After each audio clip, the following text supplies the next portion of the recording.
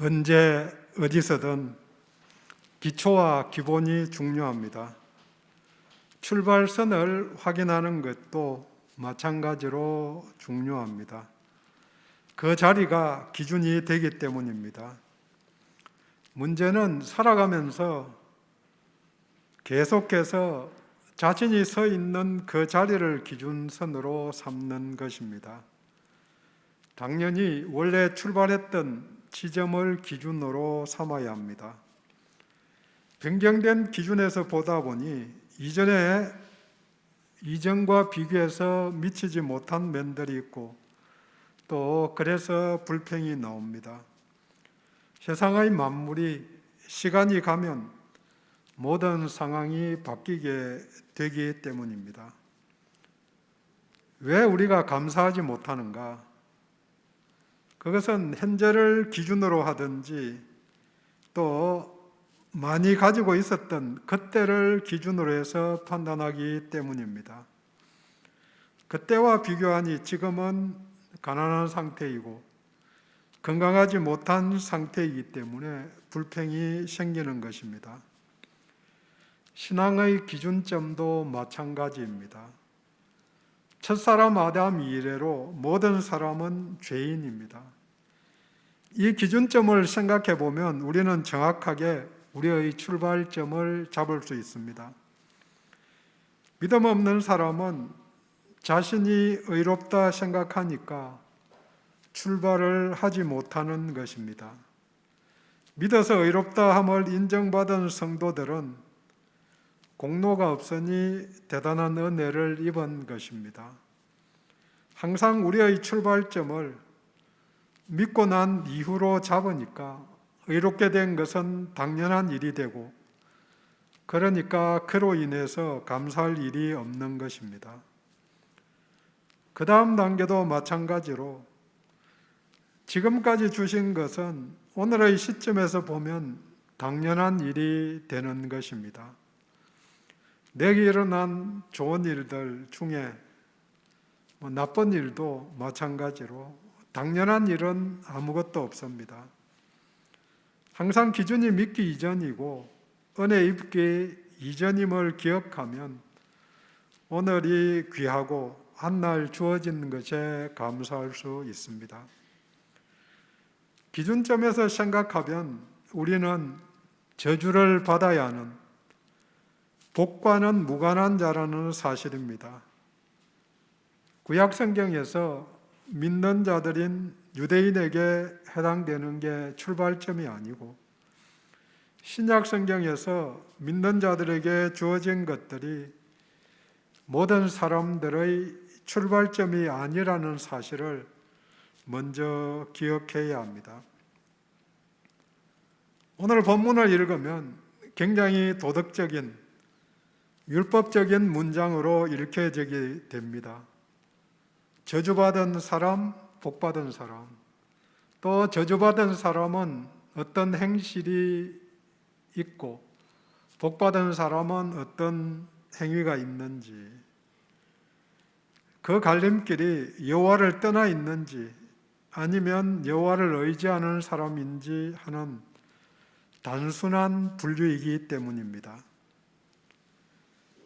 예레미야를 통해서 하나님께서 언제 이 말씀을 하셨는지 이때가 중요합니다. 본문 17장을 포함한 14장에서 20장까지의 내용이 여호야김 왕 시대 때 바벨론의 1차 포로로 잡혀가기 직전의 상황입니다. 전체적으로 하나님을 등진 결과 또 멸망을 예언하는 그 내용 속에 본문이 포함되어 있습니다. 본문 바로 앞에 16장부터 보면은 유다의 죄로 멸망하고 북방으로 포로로 끌려간다.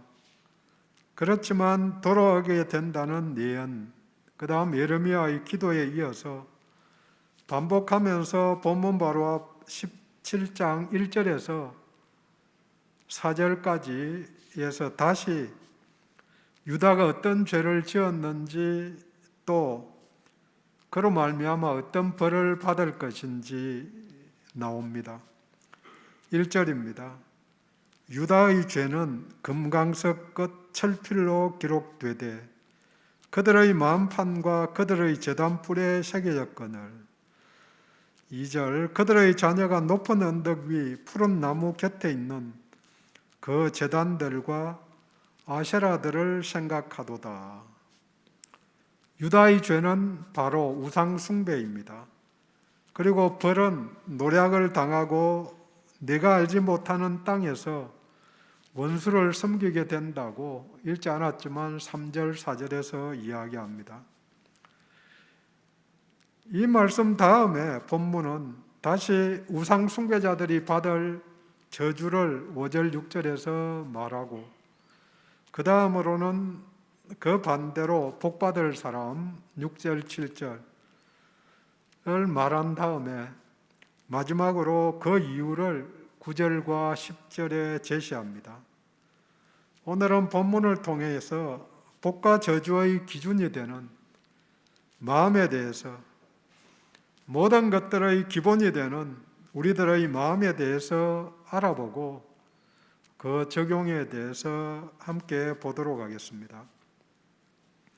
본문은 제일 먼저 이 말씀을 들었던 유다인들의 마음뿐만 아니라 모든 사람들의 마음이 문제라고 이야기합니다.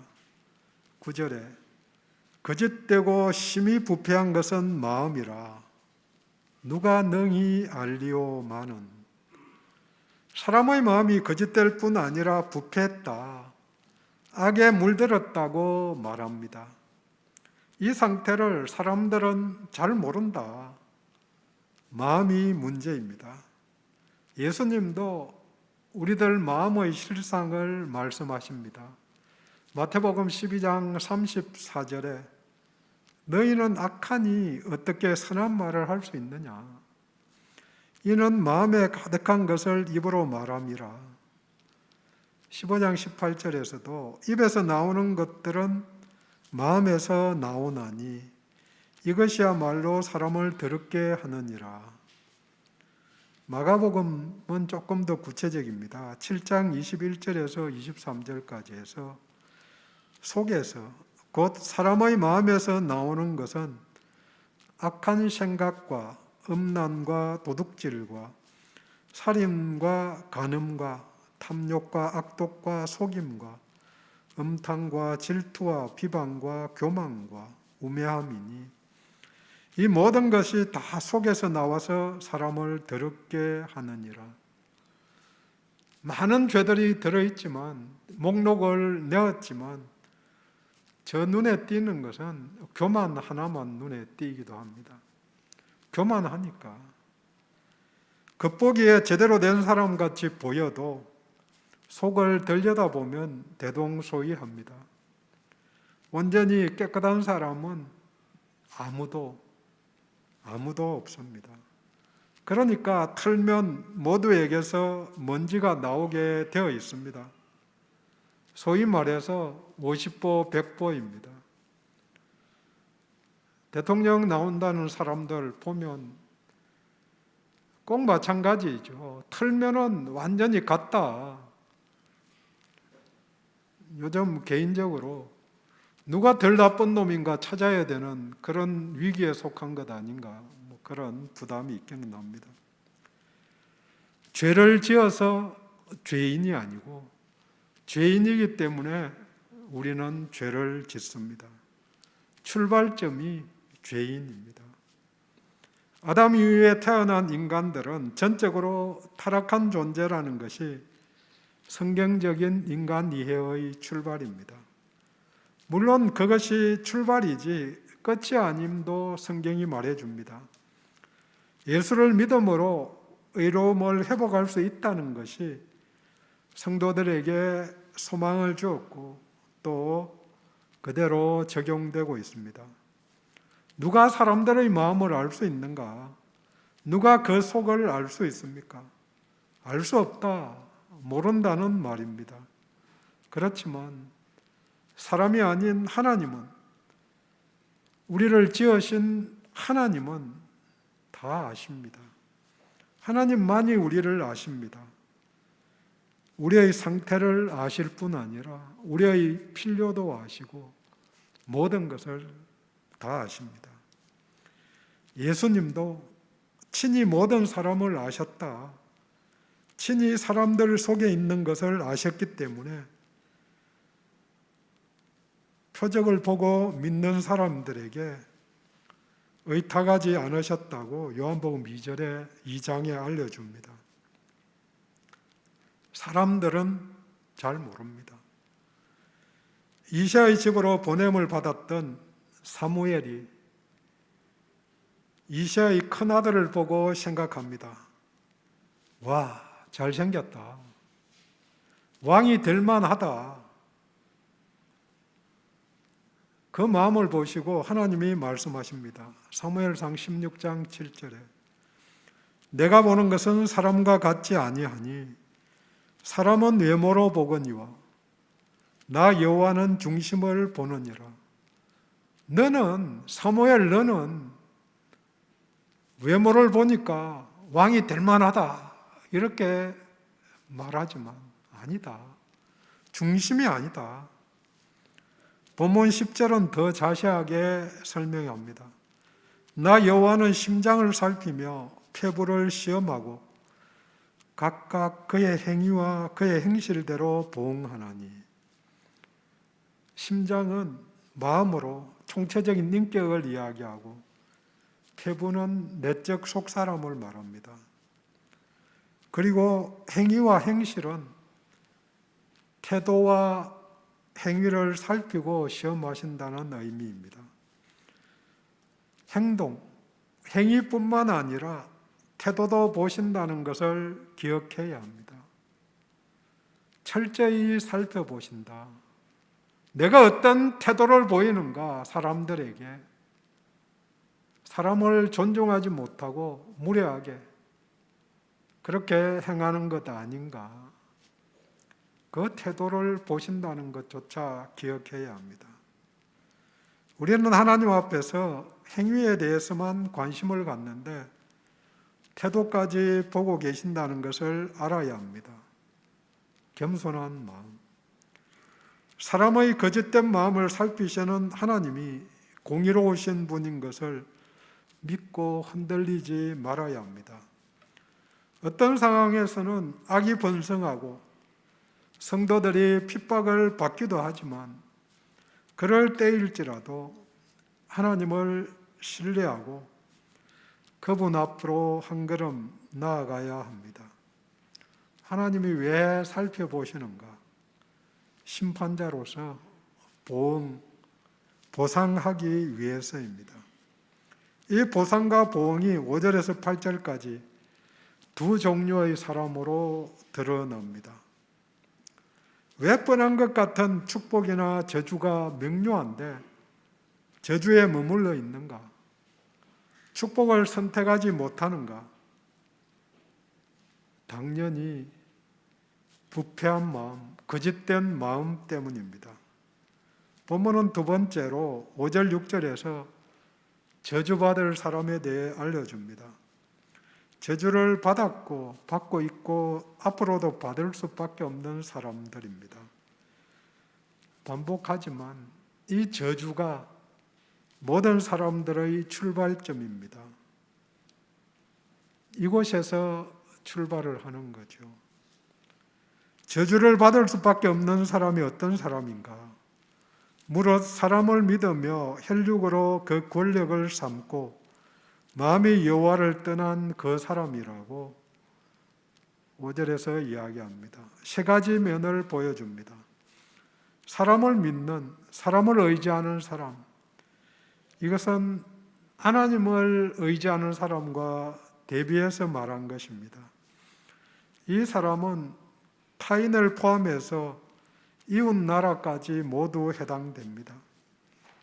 예레미야 시대에는 애굽에 의존해야 한다. 바벨론에 의지해야 한다. 그렇게 말하는 모든 사람들을 포괄합니다.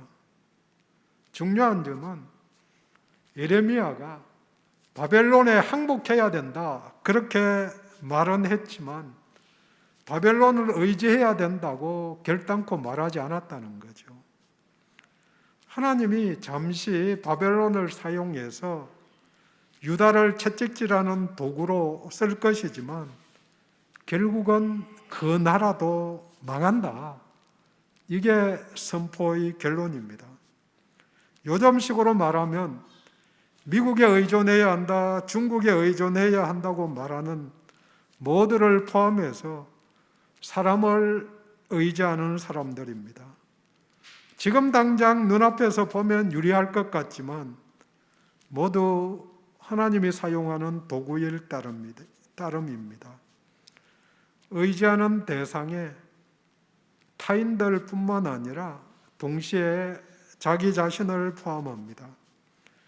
우리들 입장에서는 다른 사람들보다 자신을 의지하는 사람들이 더 많은 시대에 살고 있습니다.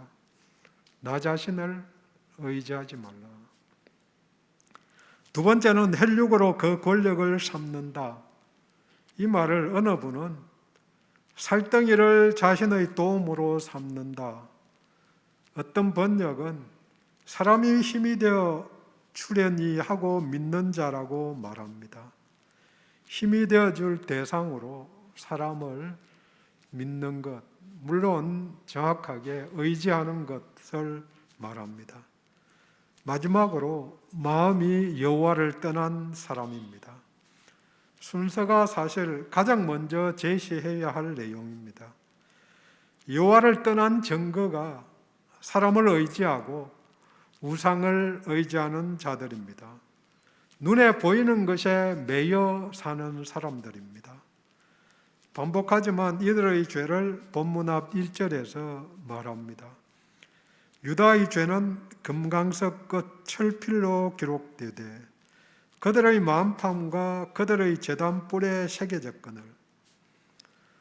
우상의 제단 뿔에 또 만판에 죄가 기록되어 있다.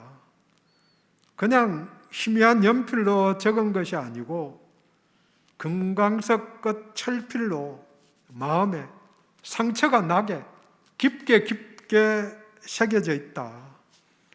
누가 보아도 잘 보이게 새겨져 있다고 이야기합니다.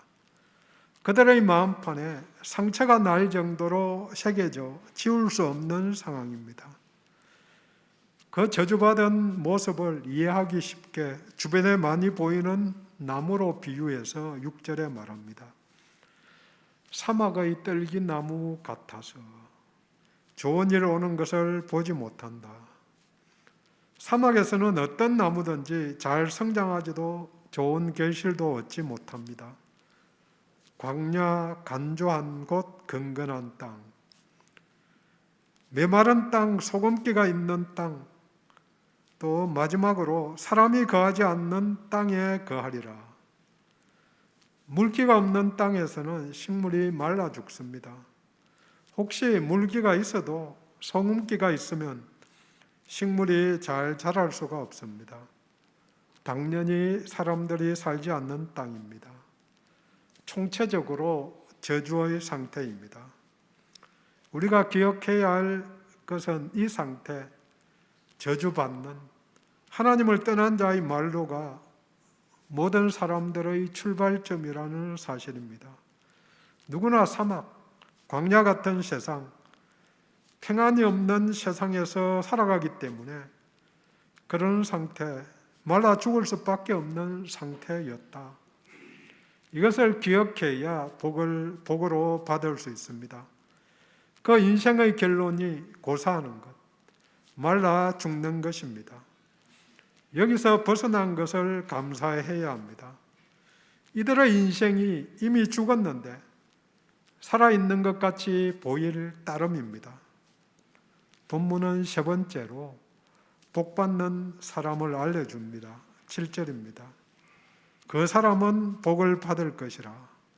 무릇 여호와를 의지하며 여호와를 의뢰하는 그 사람은 여호와를 믿고 의지하는 사람입니다. 생명의 주와 연결된 사람이기 때문에 복을 받은 사람입니다. 하나님을 언약의 주로 인정하고 오직 그분만 믿고 의지하며 그분의 말씀에 순종하는 자가 복받은 자입니다. 이것은 복이 하나님 앞에 무릎을 꿇는 자에게 주시는 자이기 때문입니다. 복, 바라크, 무릎을 꿇는다는 의미입니다. 무릎을 꿇고 예배하고 무릎을 꿇고 기도하는 것이 복을 받는 비결입니다. 수많은 믿음의 선진들, 믿음의 용사들이 어떤 상황에도 불구하고 하나님 앞에 엎드릴 때 생명과 연결된 단 한 가지로 기뻐하고 즐거워할 수 있는 것입니다. 하박국서를 기억합니다. 3장 17절에 비록 무화과 나무가 무성하지 못하며 포도나무에 열매가 없으며 감람나무에 소출이 없으며 밭에 먹을 것이 없으며 우리의 양이 없으며 외양간에 소가 없을지라도 나는 여호와로 말미암아 즐거워하며 나의 구원의 하나님으로 말미암아 기뻐하리로다. 여호와가 힘 되시기에, 방패 되시기에, 부족함이 문제가 아니고 또 없는 것이 문제가 아니고 그분이 함께함이 복입니다. 어린아이와 같은 믿음을 강조할 때 전적인 신뢰를 말합니다. 부모가 함께함이, 먹을 것이 없어도 편하게 자녀들은 잘 수 있는 것입니다. 부모는 밤새 어떻게 먹일까 고민하면서 잠이 안 들어도 자녀는 한 끼 굶고 넘어가는 거죠. 여호와를 의뢰하는 자의 상태를 8절에서 물가에 심어진 나무 같다고 표현합니다. 더위가 올지라도 두려워하지 않는다. 두려움 없는 것이 복입니다. 가뭄의 해에도 걱정이 없다. 걱정이 없는 게 복입니다. 복받은 사람은 두려움 없다. 걱정이 없다. 있어서 걱정이 없는 게 아니라는 거죠. 왜 걱정하고 두려워하는가? 내가 해결하려고 하니까요. 마태복음 6장에서 예수님도 말씀하십니다. 공중의 새를 보라.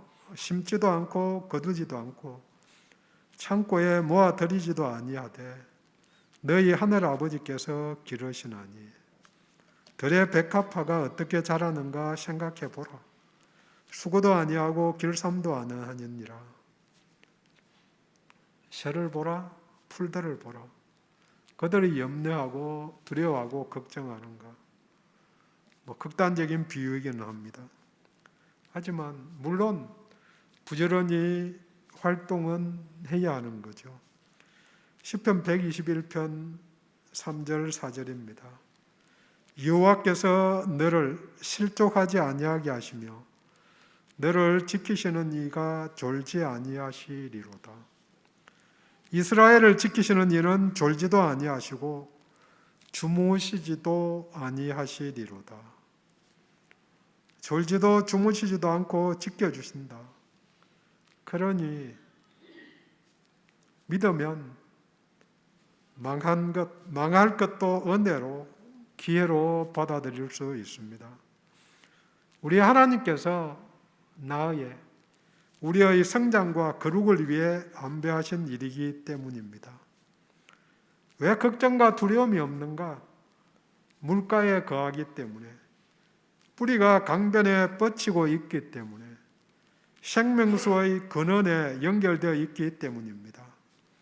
그러면 잎이 청청하고, 청청하다는 말이 무성하다는 말입니다.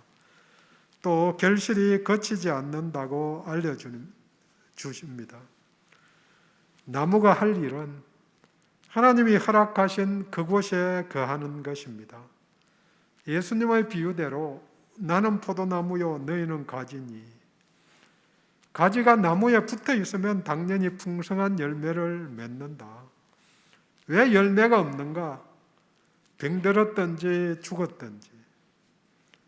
영적으로 가지가 뿌리 되신 예수님과 끊임없이 소통하지 않으니까 예수님이 주시는 생명수를, 영양분을, 말씀을 가지 끝까지 끌고 올 수 없는 것입니다. 우리도 생수의 근원 대신 예수께 붙어 있어야 복된 자, 복받은 자가 됩니다. 요한복음 6장 35절입니다. 예수께서 이르시되 나는 생명의 떡이니 내게 오는 자는 결코 줄이지 아니할 터이요 나를 믿는 자는 영원히 목마르지 아니하리라. 아멘, 아멘입니다. 정리합니다. 마음이 문제입니다. 사람들의 마음은 거짓되고 부패하였기 때문에 근본적으로 모두 저주받은 상태에 있습니다. 출발점이 땅에 가시와 엉겅기를 내는 것입니다. 죄인이기에 죄를 짓게 되어 있습니다.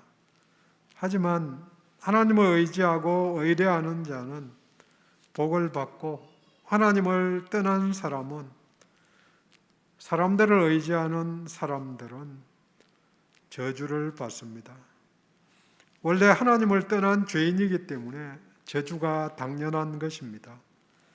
하지만 누구에게나 기회를 주셨습니다. 믿고 의지할 수 있는 기회입니다. 유다는 그 기회를 버렸기 때문에 멸망을 당했습니다. 물론 남은 자들이 다시 그 기회를 잡았기 때문에 회개하고 하나님께 돌아와서 하나님을 의지하고 의뢰했기 때문에 생명을 얻었습니다. 하나님은 사람들을 자세히 살피시고 시험하신 다음에 태도와 행위에 따라 심판을 하십니다. 오늘도 예수 안에서 믿고 의지하는 한 날 되기를 원합니다. 내 태도, 행동, 그리고 결정이 예수 안에서 결정을 한 것인지, 아니면 내 의지대로 다른 사람들을 의지해서 그렇게 결정을 한 것인지